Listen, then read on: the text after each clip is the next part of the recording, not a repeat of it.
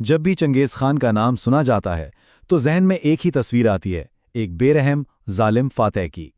لیکن یہ کہانی اس فاتح کی نہیں ہے، بلکہ اس انسان کی ہے جو اس نام کے پیچھے تھا۔ ایک لڑکا جس کا نام تیموجن تھا، جو منگولیا کے ان وسیع کھلے میدانوں میں پلا بڑا تھا۔ ذرا تصور کریں، یہ کتنی ہولناک موت ہوگی۔ لیکن سب سے حیران کن بات یہ نہیں کہ کسی کو اس طرح مارا گیا، بلکہ یہ ہے کہ جس شخص کا یہ انجام ہوا وہ کوئی معمولی دشمن نہیں تھا، وہ ایک سگا خونی بھائی تھا۔ تو پھر سوال یہ ہے کہ وہ اس انجام تک پہنچا کیسے؟ یہ کہانی ہے دوستی کی، بڑے بڑے خوابوں کی، اور ایک ایسی دشمنی کی جس کی آگ نے تاریخ کی سب سے بڑی سلطنتوں میں سے ایک کو شکل دی۔ تو کہانی شروع ہوتی ہے تیموجن کی بہت ہی مشکل زندگی سے۔ اس کے والد یسوگی کو زہر دے کے مار دیا گیا، اور پھر اس کے اپنے ہی قبیلے نے اس کے خاندان کو بالکل اکیلا بے یار و مددگار چھوڑ دیا۔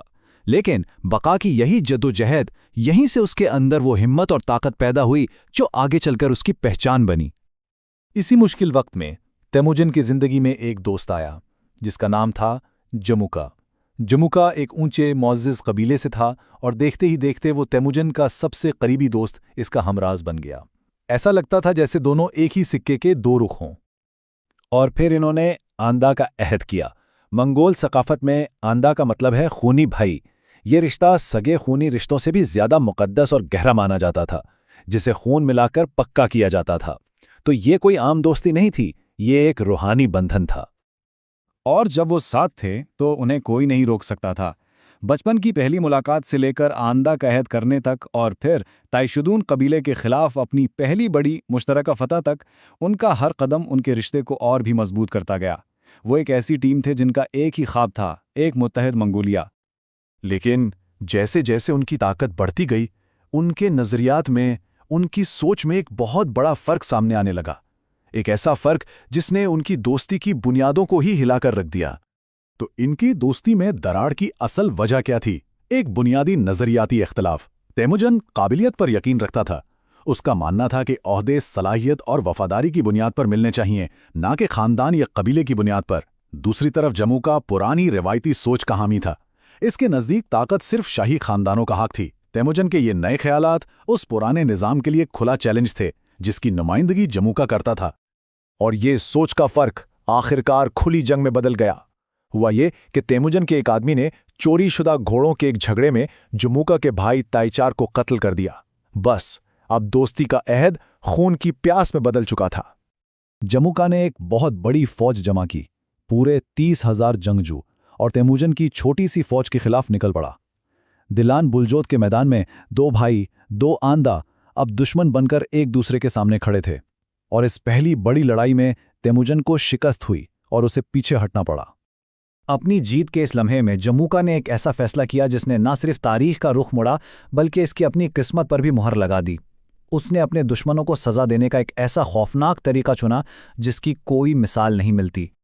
جموکا نے تیموجن کے پکڑے گئے 70 جنگجوؤں اور سرداروں کو لوہے کی بڑی بڑی دیگوں میں زندہ ابالنے کا حکم دیا۔ یہ عمل صرف ظالمانہ ہی نہیں تھا، بلکہ منگول روایات کی بدترین خلاف ورزی تھی۔ ان کا عقیدہ تھا کہ کسی کو ابالنے سے اس کی روح ہمیشہ کے لیے تباہ ہو جاتی ہے اور وہ کبھی اگلے جہان میں داخل نہیں ہو سکتی۔ یہ ایک ناقابل معافی گناہ تھا۔ لیکن جموکا کی یہ وحشت اسی کے لیے تباہی کا پیغام بن گئی۔ اس کے اپنے ہی اتحادی اس کی اس بے رحمی سے ڈر گئے اور تیموجن کو ایک زیادہ انصاف پسند اور بہتر رہنما کے طور پر دیکھنے لگے۔ جموکا کی یہ فتح ہی اس کی بربادی کی شروعات بن گئی۔ اب جموکا کا زوال بہت تیزی سے ہوا۔ ایک کے بعد ایک قبیلہ اسے چھوڑ کر تیموجن کے ساتھ شامل ہوتا گیا، اور آخر میں اس کے اپنے ہی چند باقی ساتھیوں نے اسے دھوکہ دیا، اسے پکڑا اور تیموجن کے حوالے کر دیا۔ جب جموکا کو اس کے پرانے خونی بھائی کے سامنے لایا گیا تو اس نے صرف ایک آخری درخواست کی، مجھے ایک باعزت موت دو، خون بہائے بغیر۔ یہ ایک ایسی التجا تھی جس سے اس کی روح سکون سے رخصت ہو سکے۔ اور تیموجن نے اپنے پرانے آندہ کی اس آخری خواہش کا احترام کیا۔ اس نے جموکا کو روایتی طریقے سے خون بہائے بغیر موت دی، ایک بہت ہی المناک لیکن باعزت انجام۔ تو یہ شدید ذاتی دشمنی ہی تھی جس نے تیموجن کی قیادت کو وہ شکل دی جس نے اسے چنگیز خان بنایا۔ یہ صرف ایک جنگ نہیں تھی بلکہ دو کرداروں اور دو نظریات کا ایک فیصلہ کن تصادم تھا۔ اور اس پوری کہانی سے قیادت کے کچھ لازوال سبق ملتے ہیں۔ مشکل میں ڈٹے رہنا، ایک بڑے مقصد کی طاقت، اور یہ کہ قابلیت خاندانی نام سے زیادہ اہم ہے، اور سب سے بڑھ کر یہ کہ ظلم سے صرف خوف پیدا ہوتا ہے، سچی وفاداری نہیں۔ یہی وہ اصول تھے جن پر چنگیز خان نے اپنی عظیم سلطنت کی بنیاد رکھی۔ اور یہ ہمیں ایک بہت اہم سوال پر چھوڑ جاتا ہے، کیا واقعی عظمت حاصل کرنے کے لیے ایک عظیم حریف کا ہونا ضروری ہے؟ شاید یہ جموکا کی دشمنی ہی تھی جس نے تیموجن کو وہ بننے پر مجبور کیا جو وہ آخرکار بنا۔ مقابلہ عزائم اور کامیابی کے درمیان یہ کیسا پیچیدہ رشتہ ہے، یہ ایک سوچنے والی بات ہے۔